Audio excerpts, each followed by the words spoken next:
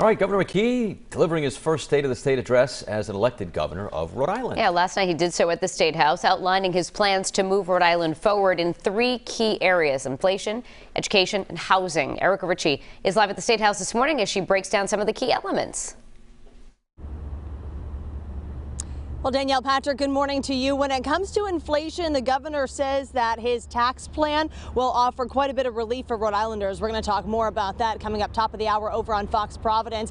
Next to inflation, though, the governor called housing the most critical issue for Rhode Islanders. He told the crowd in the House chambers last night that $90 million is available to developers in the state right now, and 39 affordable housing projects are already underway in Rhode Island, and there's still $160 million to use to help give Rhode Islanders an affordable place to live, according to the governor.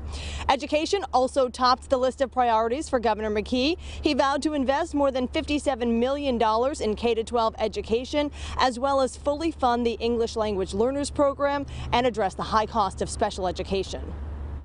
In our first 100 days of my full term, we will be outlining a plan to reach Massachusetts education levels by 2030. Rhode Island families deserve more choice and ownership in their child's education. Whether it's transforming to an all-public charter school district, expanding charter schools, or creating educational savings accounts for private school enrollment, there are solutions. And as I mentioned, coming up at the top of the hour over on Fox Providence, we're going to talk more about the governor's plan to address the high cost of living in Rhode Island and inflation, and why Republicans say that it doesn't go quite far enough. We'll talk more about that. I want to see you right back here 30 minutes from now. For now, live at the State House in Providence, Erica Ritchie, 12 News. And now our in-depth coverage of the governor's State of the State continuing, and joining us live in studio, our 12 News political analyst, Joe Fleming. Joe, as always, thanks for waking up early with us. My pleasure. All right, well, let's see you, Joe, first thing in the morning. And the governor covering a lot of ground last night. One of the key areas was his focus on tax relief, also sales tax, freezing the gas tax. What kind of an appetite is there for that in the General Assembly? I think the way he proposed it, there is going to be an appetite for this, for the simple reason. People thought he might reduce the sales tax down to 6.35 or 6.25 like Massachusetts and Connecticut. However, he just reduced it slightly to 6.85. I think that's going to get General Assembly support. I think the Speaker will say, well, it's a small enough decrease that we could probably support that with the money that we have. So I think it's a real plus for the governor. I think it shows that he's trying to work with the General Assembly. In the past year or so, he's going to work very well with the Speaker and the Senate President. I think that's going to continue based on what I heard in the speech last night. All right, so the governor also touched on the subject of housing, affordable housing, et cetera, pointing to some of the investment the state has already made, including the creation of this housing department.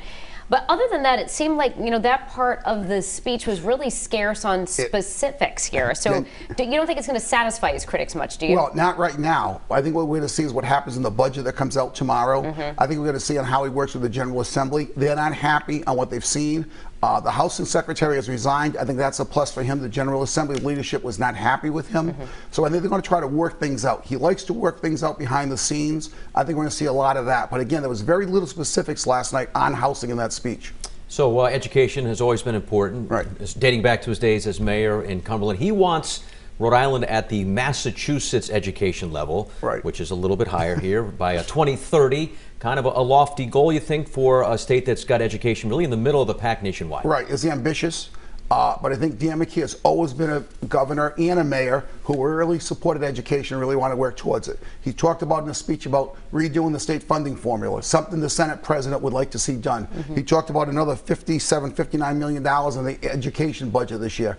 But again, it's going to take a lot. 7 years is not a long time to make these changes, but I think he's going to really try during his term.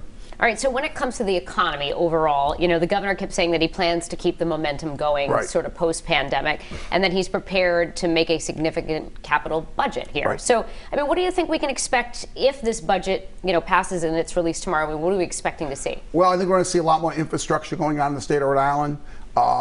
He's talking about 137 new projects going on. I think that's going to create jobs. It's going to keep the economy strong. We're going to see what the budget says about that and how they're going to do this. All right, Joe, as always, appreciate your insights when it comes to politics. Thank you very much. And we want to let our viewers know you can see the entire speech online. You can read up on Eli Sherman's 5 key takeaways. We also have the full GOP response as well.